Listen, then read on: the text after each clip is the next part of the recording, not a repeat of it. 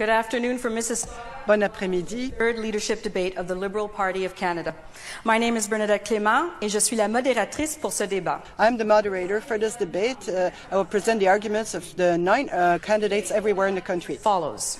We will start with one-on-one debates, where the candidates will ask each other questions within a range of policy themes chosen for today's debate. The language used to ask a question will not dictate the language of the response. These themes are the role of the federal government within the Federation, the future of the middle class and income equality, transit and infrastructure, job creation, research and development, funding and innovation, immigration, international trade, and reconnecting with Canadian voters. Ensuite, nous allons passer à un format de... Then we will go to a three-person debate with questions from the public here in Mississauga. These debates will last 5 minutes each and have the candidates have been determined randomly this week. Down clock. Should any candidate run over time, their microphone will be turned off. With these rules in place, we can proceed with a productive and informative debate. We begin by inviting our first pair to the podiums. Monsieur Garneau, you have the first question for Monsieur Trudeau.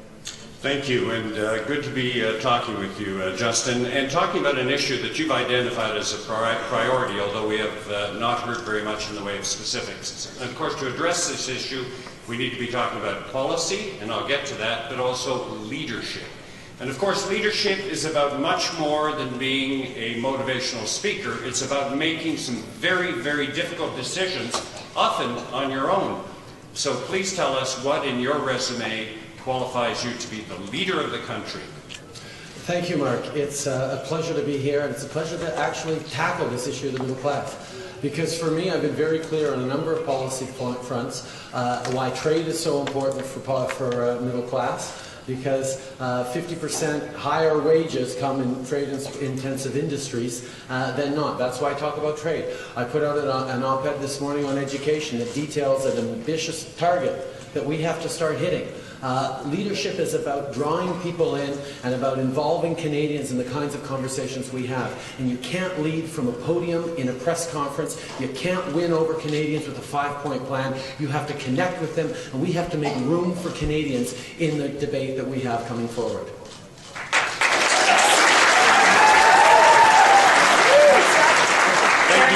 Thank you. Now, if we're talking about policy, you haven't really addressed specific policy with respect to the middle class. You've spoken in generalities.